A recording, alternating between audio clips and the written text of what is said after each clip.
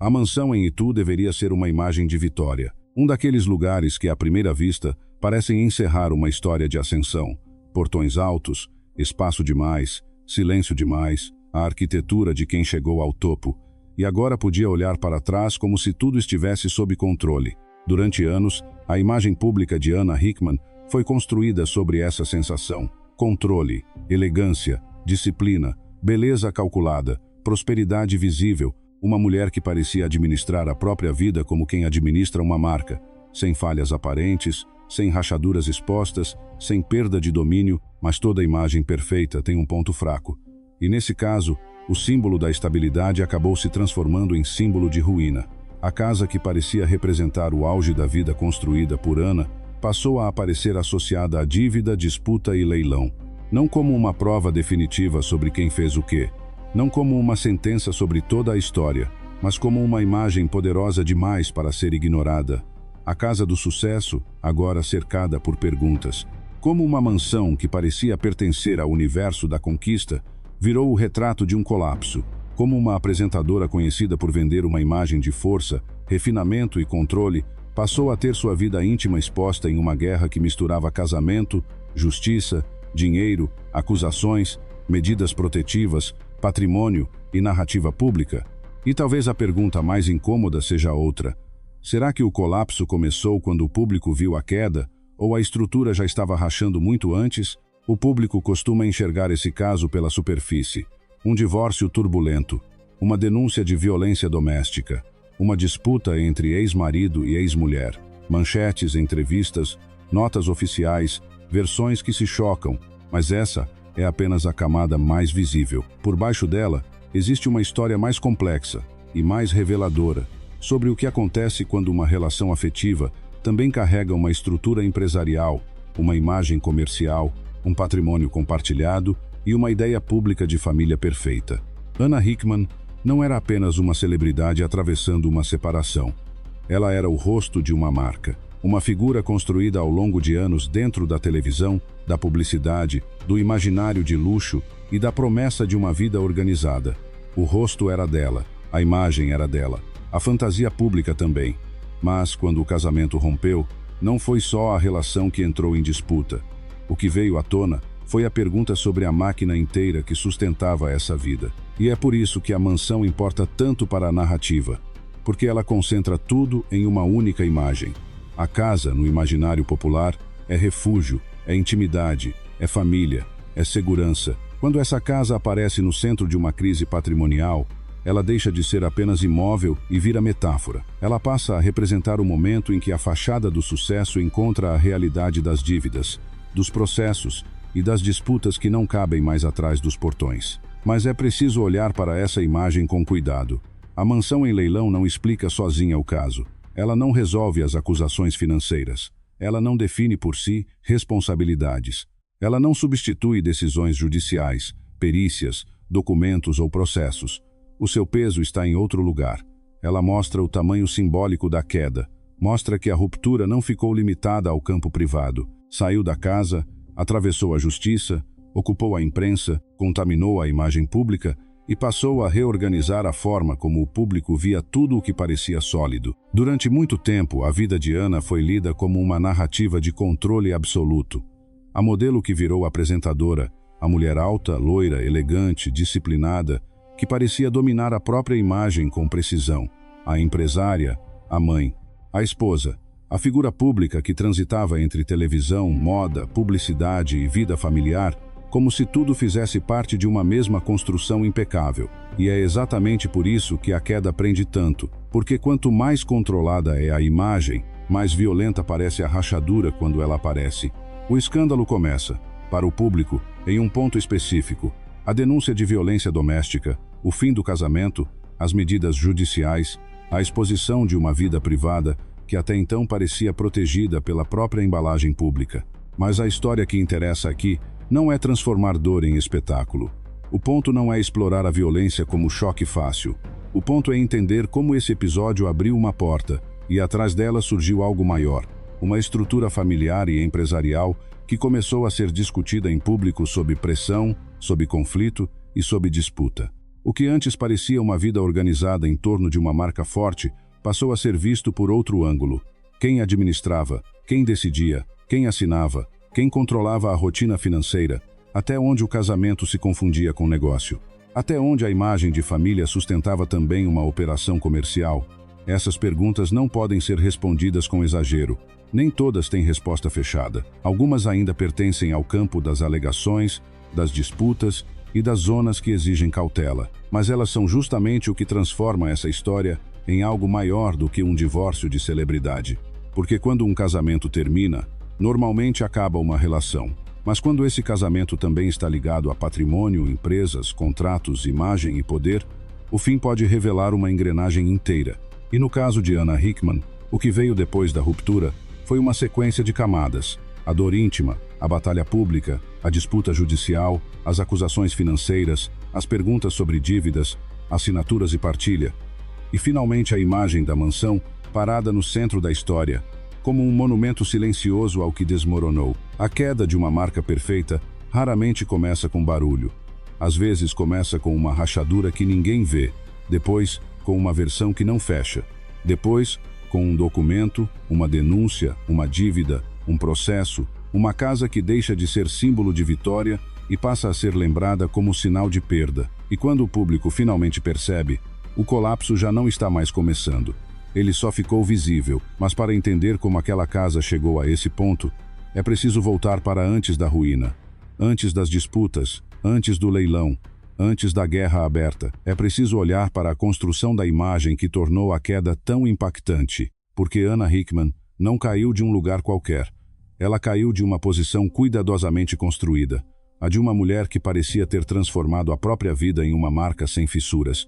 Antes da crise, havia uma imagem, e essa imagem era forte o bastante para parecer uma realidade inteira. Ana Hickman não surgiu no imaginário brasileiro como alguém associada ao improviso, ao caos ou à vulnerabilidade. Ela foi construída, aos olhos do público, como uma figura de precisão.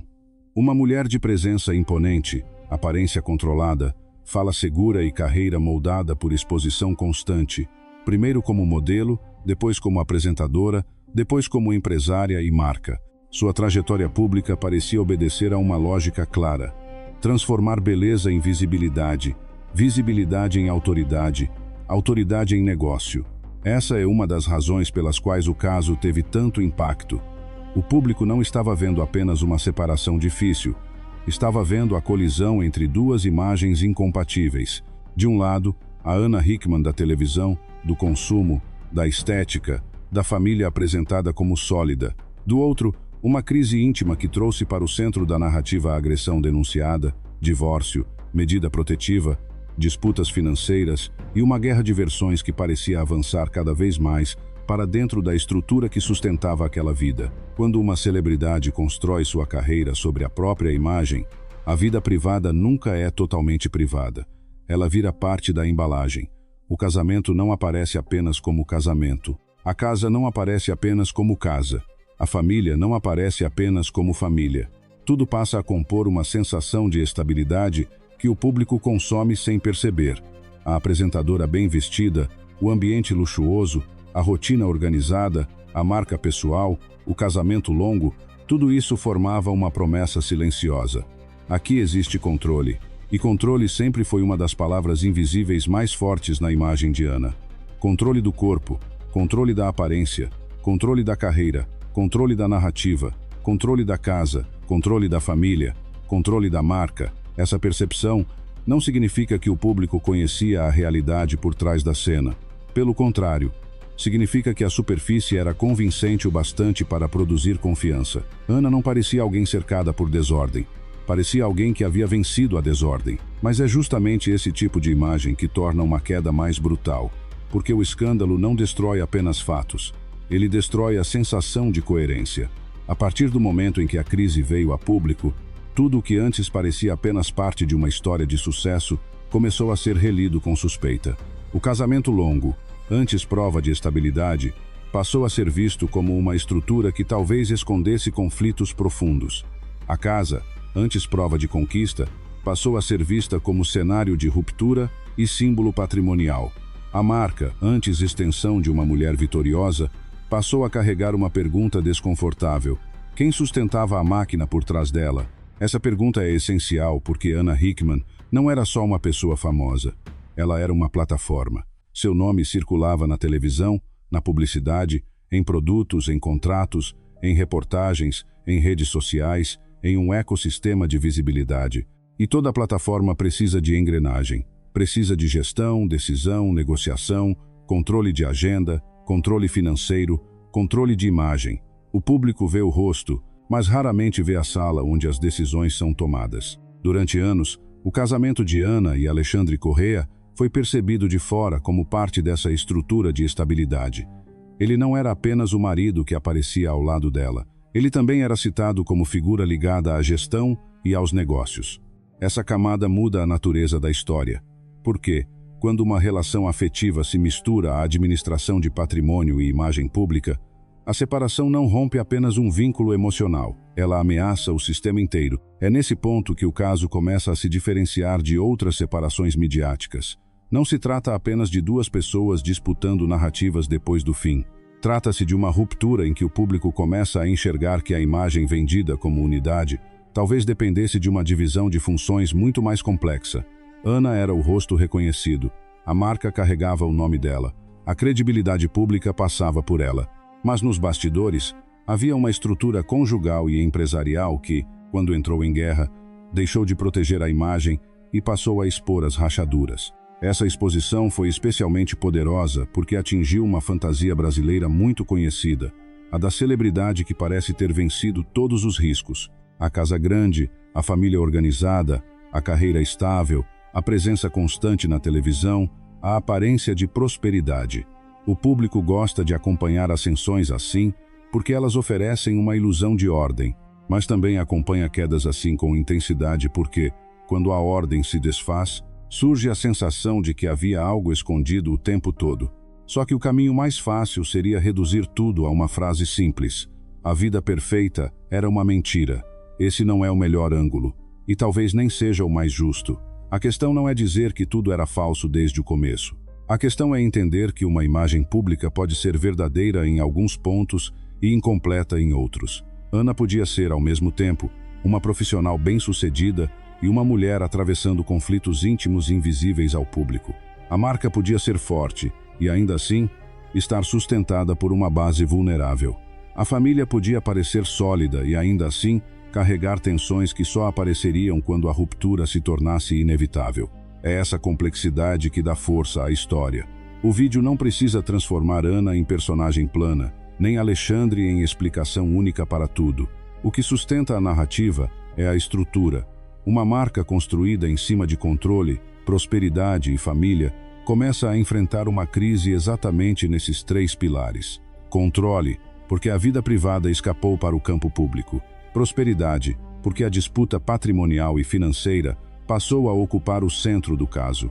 Família, porque o casamento deixou de ser símbolo de estabilidade e virou frente de batalha. E quando os três pilares racham ao mesmo tempo, a queda não parece apenas pessoal, parece sistêmica. O público deixa de perguntar apenas por que o casamento acabou, passa a perguntar como aquela estrutura funcionava enquanto estava de pé. Quem operava as engrenagens? Quem tinha acesso às decisões? O que era imagem e o que era sustentação real? O que era casamento e o que era negócio? O que era patrimônio da vida familiar e o que era peça de uma guerra maior? Nesse ponto, a história ainda não chegou à explosão, mas já existe uma tensão instalada, porque depois que entendemos a força da marca, fica mais claro por que a ruptura foi tão devastadora. Não era uma queda de um palco qualquer, era a queda de uma imagem que parecia cuidadosamente blindada. E quando uma imagem assim quebra, cada detalhe que surge depois ganha peso dobrado. A pergunta, então, deixa de ser apenas o que aconteceu no fim do casamento. A pergunta passa a ser o que existia dentro dele. Porque antes da denúncia, antes da guerra judicial, antes da mansão virar símbolo de ruína, havia uma estrutura. E toda estrutura, quando desaba, revela o desenho das forças que a mantinham em pé. Para entender a dimensão da queda, é preciso olhar para o casamento não apenas como uma relação afetiva, mas como uma estrutura. E essa é uma diferença decisiva. Um casamento comum, quando entra em crise, costuma envolver dor, ressentimento, divisão de bens, disputa de versões e tentativa de reconstrução. Mas quando esse casamento está ligado a uma marca pública, a empresas, patrimônio, contratos, visibilidade e gestão de imagem, a ruptura deixa de ser apenas íntima, ela passa a ameaçar tudo ao redor. Anna Hickman e Alexandre Correa formavam, aos olhos do público, um casal de longa duração. Essa longevidade, por si só, já ajudava a sustentar a percepção de estabilidade. Em um ambiente de celebridades marcado por relações rápidas, separações ruidosas e exposição constante, um casamento longo transmite uma ideia de solidez. O público olha para isso e presume continuidade. Presume confiança. Presume que se algo durou tanto tempo, havia uma base firme por baixo. Mas a duração de uma relação não revela, sozinha, a qualidade da estrutura que a sustenta. Ela apenas mostra que aquela estrutura permaneceu de pé por muito tempo. O que havia dentro dela é outra pergunta. E no caso de Anna, essa pergunta se tornou inevitável, porque a relação conjugal não existia isolada da vida profissional. O nome dela era marca. A imagem dela era ativo. A família fazia parte da narrativa pública. E Alexandre não aparecia apenas como uma figura doméstica, mas como alguém associado aos bastidores da administração e dos negócios. Essa mistura altera tudo, porque quando o casamento também funciona como engrenagem de gestão, o amor passa a conviver com decisões financeiras. A intimidade convive com contratos. A confiança conjugal convive com assinaturas, empresas, dívidas, patrimônio e exposição. E quando a confiança quebra, não quebra em um único ponto. Ela se espalha pelo sistema inteiro. É por isso que essa história não pode ser contada apenas como o fim de um casal. O casamento era uma das colunas da marca pública. Anna era o rosto visível, a presença diante das câmeras, o nome que o público reconhecia. Mas toda marca sustentada por uma pessoa famosa depende de operação. Alguém negocia, alguém administra, alguém decide, alguém movimenta, alguém assina, alguém calcula riscos. O público quase nunca vê essa parte. Ele vê a imagem pronta, iluminada, editada e vendável. Não vê os bastidores onde a imagem é protegida ou comprometida. Quando a crise veio à tona, uma das perguntas mais fortes passou a rondar o caso. Quem realmente controlava a máquina por trás da marca Anna Hickman? Essa pergunta tem força narrativa, mas também exige cautela. Não se trata de afirmar, de forma fechada, que uma pessoa controlava tudo ou que outra não sabia de nada. Não se trata de simplificar uma estrutura complexa em culpa absoluta. O ponto é outro. Quando um casamento mistura afeto, empresa e patrimônio por tantos anos, o fim da relação obriga o público a olhar para a divisão de poder que antes ficava fora do quadro. E essa divisão de poder é sempre delicada. Em muitos casamentos empresariais, existe uma figura que concentra a visibilidade e outra que se movimenta nos bastidores. Uma aparece, a outra opera, uma carrega o nome público, a outra lida com planilhas, contratos, cobranças, acordos, negociações ou decisões internas.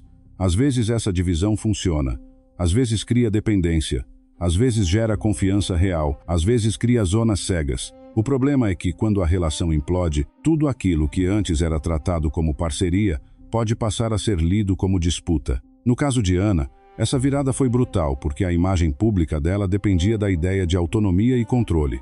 Ela não era vista como uma figura frágil, perdida ou conduzida por outros. Era vista como alguém que dominava a própria trajetória. Por isso, quando surgem disputas envolvendo dívidas, assinaturas, gestão e responsabilidades, a percepção pública sofre um choque.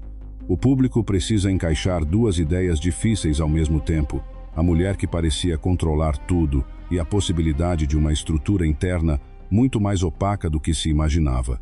Esse é um dos motores de retenção mais fortes da história.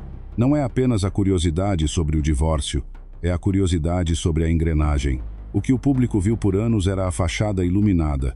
O que a crise começou a mostrar era o encanamento interno: documentos, acusações, decisões judiciais, disputas de patrimônio, narrativas concorrentes e uma pergunta silenciosa sobre como aquela estrutura operava enquanto ainda parecia intacta. Mas existe uma armadilha nesse ponto. A armadilha é transformar todas as zonas obscuras em certezas dramáticas. Um roteiro irresponsável diria que o casamento inteiro era uma farsa, que a marca inteira era uma mentira, que um lado sabia tudo e o outro não sabia nada, que todas as acusações já estão resolvidas. Esse caminho pode gerar choque rápido, mas destrói a credibilidade. A força dessa história está justamente no limite entre o que se sabe, o que se disputa e o que ainda permanece aberto. O fato central é que a ruptura expôs uma sobreposição de mundos. O mundo da família, o mundo da empresa, o mundo da televisão, o mundo do patrimônio e o mundo da justiça começaram a se cruzar. E quando esses mundos se cruzam, a queda deixa de ser linear. Ela não acontece em uma única frente. Enquanto uma parte da história fala de dor íntima, outra fala de dinheiro. Enquanto uma fala de medidas protetivas, outra fala de bens. Enquanto uma fala de reputação, outra fala de documentos. O espectador é puxado porque cada camada parece abrir outra. É aqui que o casamento deixa de ser apenas cenário e passa a ser chave de leitura. Durante anos, ele ajudou a compor a imagem de estabilidade. Depois, tornou-se o ponto de ruptura, que permitiu enxergar o que havia por baixo. A marca perfeita não caiu apenas porque um casamento acabou. Ela caiu porque o fim do casamento revelou que aquela marca estava presa a uma base familiar e empresarial muito mais vulnerável do que o público percebia. E quando uma estrutura assim começa a rachar, a pergunta muda de tamanho. Já não basta perguntar por que eles se separaram. É preciso perguntar o que a separação liberou, que disputas estavam contidas dentro daquela vida aparentemente organizada, que responsabilidades estavam acumuladas por trás da imagem, que tipo de poder existia dentro da relação e, acima de tudo, o que acontece quando a pessoa que era o rosto do império precisa descobrir, em público, até onde o império estava comprometido. Essa é a porta que leva à parte mais dura da história, porque até aqui ainda estamos falando da estrutura, da imagem, do casamento como máquina, mas uma estrutura só vira escândalo nacional quando algo rompe a parede entre o privado e o público. E no caso de Anna Hickman, essa parede não rachou por causa de uma nota de separação cuidadosamente escrita. Ela se rompeu com uma denúncia de violência doméstica, com medidas judiciais e com uma crise que saiu da casa para ocupar o país. A parede entre a vida privada e a vida pública se rompeu no momento em que o caso deixou de ser uma crise doméstica e passou a existir no campo da polícia, da justiça e da opinião pública. Até ali, por mais que houvesse tensões invisíveis, o público ainda enxergava Anna Hickman através da mesma lente de sempre. A apresentadora controlada, a mulher elegante, a figura forte diante das câmeras. Mas uma denúncia de violência doméstica muda imediatamente a escala de qualquer história. Ela tira o caso do terreno da especulação conjugal e coloca a ruptura em uma zona grave, jurídica, delicada e impossível de tratar como simples fofoca. Esse é o ponto em que a narrativa precisa ser fria, não porque falte peso humano, mas porque há peso demais. Quando uma mulher registra uma denúncia de agressão dentro de um casamento longo, o que está em jogo não é apenas a imagem pública de um casal. É segurança, intimidade, medo, confiança e o limite exato entre o que uma família mostra para fora e o que pode acontecer atrás da porta. No caso de Anna, a denúncia abriu um corte na imagem de controle absoluto. A casa, que antes funcionava como símbolo de proteção, passou a ser lida como cenário de ruptura. A partir daí, nada voltaria ao mesmo lugar. O casamento deixou de ser apenas uma relação em crise e se tornou um caso público. O divórcio entrou em cena. As medidas protetivas entraram em cena. A imprensa passou a acompanhar cada desdobramento. O público começou a procurar coerência entre a imagem de antes e os fatos que surgiam agora. E como acontece em todo escândalo de alta visibilidade, a crise deixou de pertencer apenas aos envolvidos. Ela passou a ser disputada também por manchetes, cortes de vídeo, entrevistas, comentários, interpretações e narrativas paralelas. A denúncia foi o gatilho, mas o que veio depois mostrou que aquela ruptura não ficaria restrita ao campo da violência doméstica. Aos poucos, a separação começou a revelar outras frentes. O conflito familiar se tornou jurídico. O jurídico se conectou ao patrimonial. O patrimonial abriu perguntas sobre empresas, gestão, dívidas e assinaturas. E cada nova camada fazia o público voltar à mesma pergunta: o que realmente sustentava a imagem que parecia tão sólida? É aqui que a história fica mais perigosa para um roteiro, porque o impulso natural é transformar tudo em uma linha reta. Agressão, divórcio, guerra financeira, leilão, como se uma coisa explicasse automaticamente a outra. Mas a realidade de casos assim raramente é tão simples. O que se pode dizer com segurança é que a denúncia marcou o ponto de explosão pública. Ela foi a ruptura visível. A partir dela, a estrutura ao redor do casamento passou a ser examinada sob uma luz muito mais dura. Mas isso não autoriza transformar cada acusação posterior em conclusão fechada, nem cada disputa financeira em prova automática de culpa. O que torna esse trecho da história tão forte é justamente a mudança de escala. Antes, o público via Ana como uma figura de televisão. Depois passou a vê-la como personagem central de uma guerra de exposição. Em um dia, ela era a imagem do controle.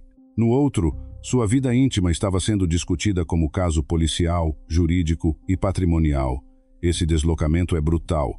Ele mostra como a reputação de uma celebridade pode ser protegida durante anos e, ao mesmo tempo, se tornar vulnerável em questão de horas, quando a crise toca nos pilares certos.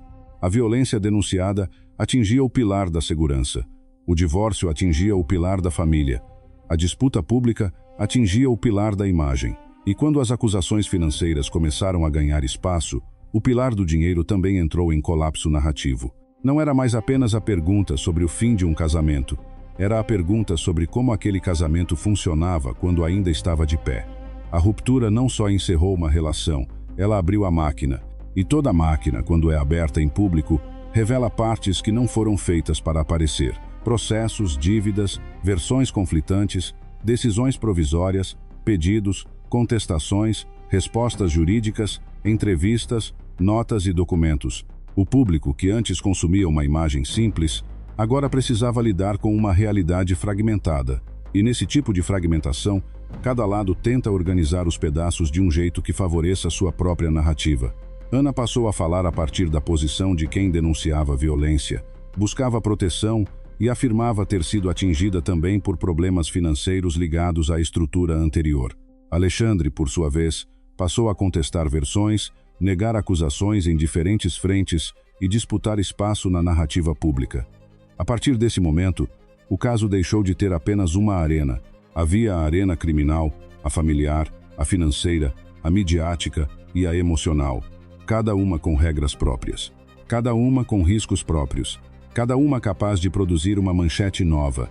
Essa multiplicação de arenas é o que transforma o caso em uma guerra de poder.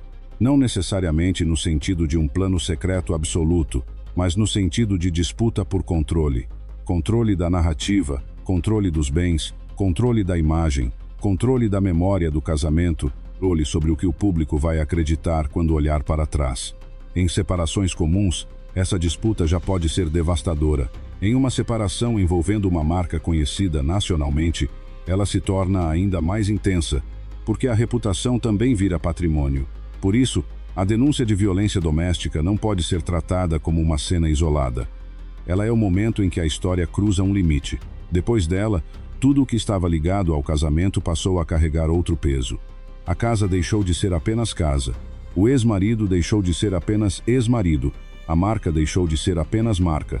As empresas deixaram de ser apenas negócios. Tudo começou a ser reinterpretado a partir da ruptura.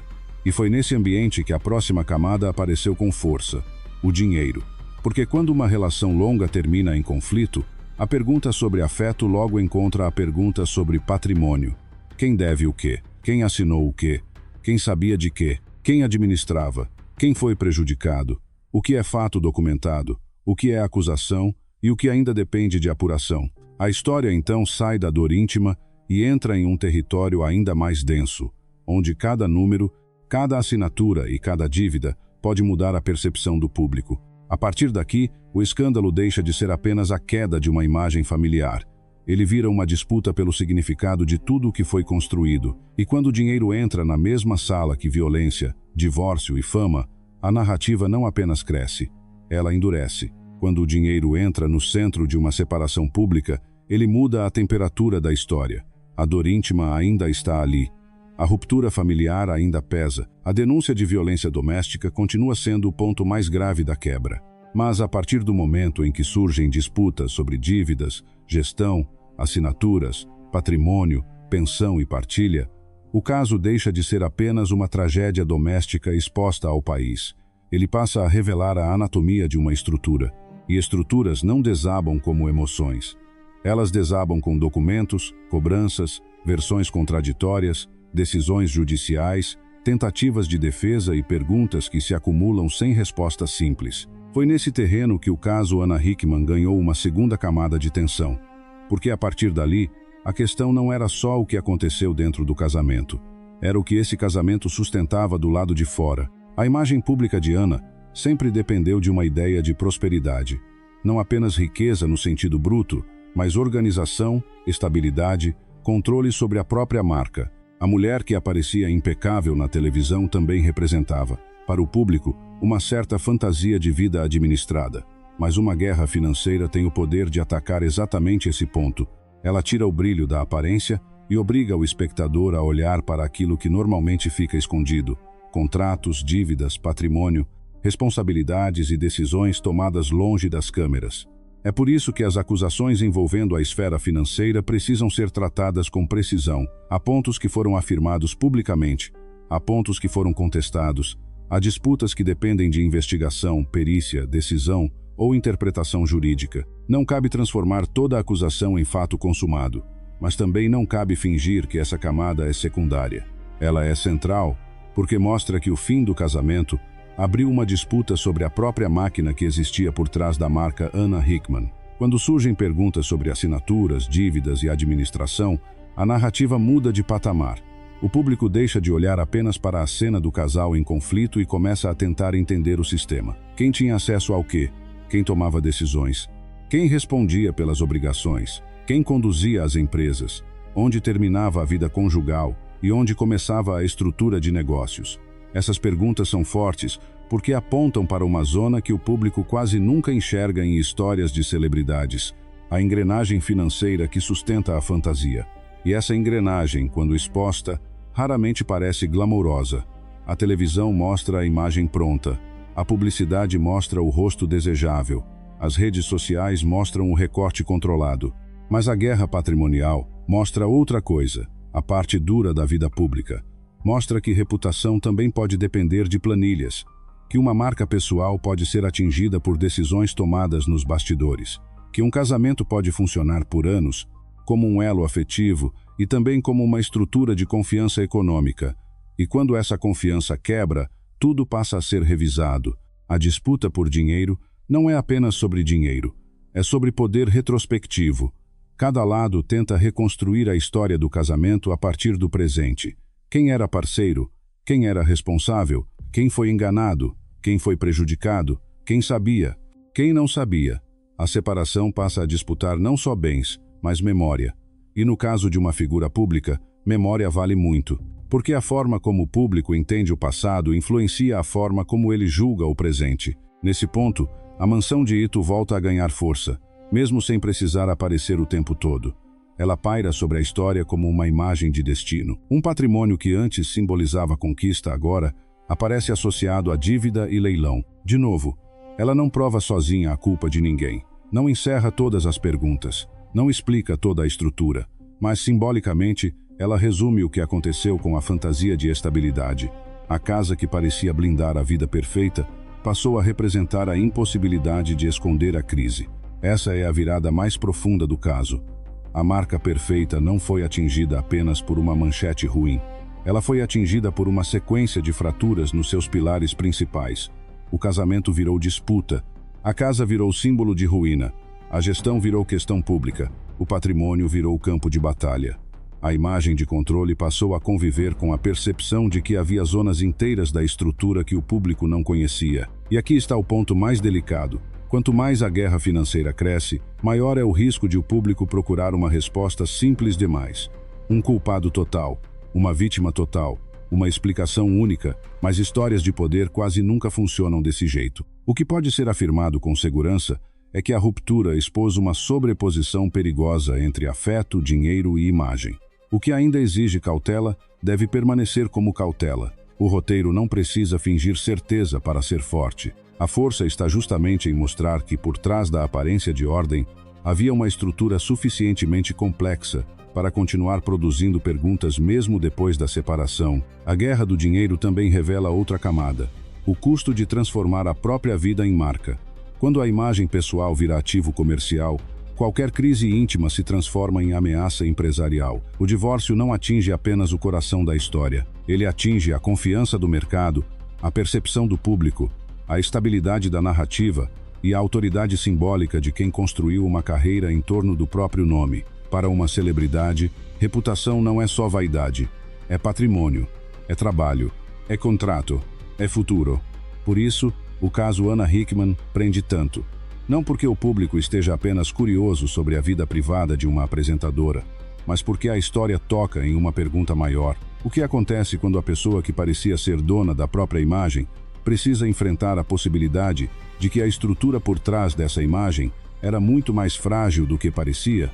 A guerra financeira não é um detalhe, ela é a parte da história que obriga o público a enxergar a marca como construção e não como verdade natural. No fim dessa camada, a pergunta não é mais apenas como um casamento acabou. É o que o fim desse casamento revelou sobre tudo o que estava conectado a ele. A casa, as empresas, a imagem, o dinheiro, a família, a justiça, a mídia, tudo entra no mesmo campo de força. E quando tudo entra no mesmo campo de força, não existe queda pequena. A partir daqui, resta olhar para o que sobra depois do impacto. Porque uma crise assim não termina quando a manchete muda. Ela continua na imagem pública, nos processos, nas perguntas abertas e na memória do público. E talvez a parte mais dura dessa história não seja apenas a ruína que apareceu. É perceber que, quando a mansão virou símbolo da queda, ela talvez estivesse mostrando algo que já existia antes. As rachaduras de uma vida perfeita que só parecia intacta porque ainda não tinha sido aberta por dentro. Depois de uma queda pública, o que sobra não é apenas o que os processos registram, sobra também uma imagem. E no caso de Anna Hickman, essa imagem passou a carregar duas versões ao mesmo tempo. De um lado, a apresentadora que construiu uma carreira longa, reconhecível, disciplinada, associada à beleza, ao trabalho e ao controle. Do outro, a mulher que teve a intimidade exposta por uma ruptura grave, marcada por denúncia de violência doméstica, divórcio, disputa patrimonial, acusações financeiras, medidas judiciais e uma casa transformada em símbolo de ruína. É nesse contraste que a história encontra sua força final, porque o caso não apagou a imagem anterior de Anna. Ele a rachou, e uma imagem rachada não desaparece, ela obriga o público a olhar de novo. A mesma trajetória que antes parecia uma linha de ascensão passa a ser relida com perguntas. A mesma casa que parecia representar conquista passa a representar consequência. O mesmo casamento que parecia compor a estabilidade da marca passa a ser visto como a estrutura que, ao se romper, revelou o quanto vida íntima, empresa, patrimônio e reputação estavam entrelaçados. A queda da marca perfeita não significa que tudo era falso. Esse seria o caminho fácil e também o mais pobre. O que essa história mostra é mais incômodo. Uma imagem pública pode ser forte e, ainda assim, repousar sobre uma base vulnerável. Uma celebridade pode parecer dona absoluta da própria narrativa e, ainda assim, depender de engrenagens que o público não vê. Uma casa pode parecer abrigo e ainda assim virar prova simbólica de que a segurança já não estava garantida. Um casamento pode durar décadas e, mesmo assim, quando termina, revelar perguntas que pareciam impossíveis enquanto ele ainda estava de pé. A mansão de Itu, por isso, precisa voltar no fim, não como espetáculo, não como troféu de tragédia, não como sentença contra um lado ou absolvição do outro. Ela volta como imagem de síntese. No começo ela parecia apenas uma consequência visual forte. Agora, depois de atravessar a marca, o casamento, a denúncia, a guerra judicial e a disputa financeira, ela aparece como algo maior. O retrato de uma vida pública que parecia sólida, mas que escondia tensões profundas entre aparência, dinheiro e poder. O mais devastador nesse tipo de história é que o colapso nunca atinge apenas o presente. Ele invade o passado. Quando a estrutura cai, o público começa a revisitar tudo o que viu antes. As fotos antigas, as entrevistas, a família apresentada como estável, a casa, os negócios, a imagem de prosperidade. Nada disso precisa ser tratado como mentira, mas tudo passa a ser visto com uma camada nova de dúvida. E essa dúvida é uma das marcas mais duradouras de qualquer escândalo envolvendo reputação. No caso de Anna, a reconstrução pública também passa por esse terreno. Depois da ruptura, não basta seguir em frente. A imagem precisa ser reorganizada. A narrativa precisa se separar do casamento que a sustentou por tantos anos. A marca precisa sobreviver ao fato de que sua base familiar virou campo de batalha. E o público, mesmo quando sente compaixão, continua observando com a memória do colapso. Essa é a crueldade da exposição. A pessoa tenta reconstruir a vida, mas a imagem anterior nunca volta exatamente ao mesmo lugar. Ainda existem perguntas abertas, sobre empresas, sobre dívidas, sobre assinaturas contestadas, sobre partilha, sobre os limites entre responsabilidade, confiança e controle dentro daquela estrutura. Nem todas essas perguntas podem ser respondidas de forma definitiva, e justamente por isso, elas não devem ser vendidas como revelação absoluta. O caso exige linguagem, precisa porque atravessa zonas sensíveis: violência doméstica, família, patrimônio, disputa judicial e exposição de terceiros. O impacto não depende de exagero. Ele já está na própria colisão entre o que era prometido pela imagem e o que foi revelado pela ruptura. A tese final é simples, mas dura. O caso Ana Hickman não expôs apenas o fim de um casamento. Ele expôs a fragilidade de uma base familiar e empresarial que sustentava uma imagem pública de controle e perfeição. A agressão denunciada foi a ruptura mais grave. A guerra patrimonial foi a camada mais densa. A mansão em leilão foi o símbolo mais visual.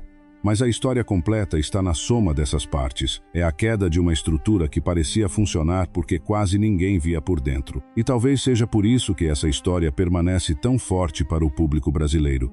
Ela toca em algo que vai além da celebridade. Toca na fantasia de que existe uma vida perfeita em algum lugar, protegida por dinheiro, beleza, fama e uma casa grande. Toca na ideia de que o sucesso visível é prova de segurança invisível. Toca na crença de que quem aparece no controle também controla o que acontece nos bastidores. Mas bastidores não obedecem à estética da fachada. Eles têm documentos, dívidas, ressentimentos, versões, silêncios, disputas e decisões que só aparecem quando a porta arrebenta. E quando essa porta arrebenta diante do país inteiro, a queda deixa de ser apenas pessoal. Ela vira uma aula fria sobre poder, imagem e vulnerabilidade. No fim, a mansão permanece como a última imagem.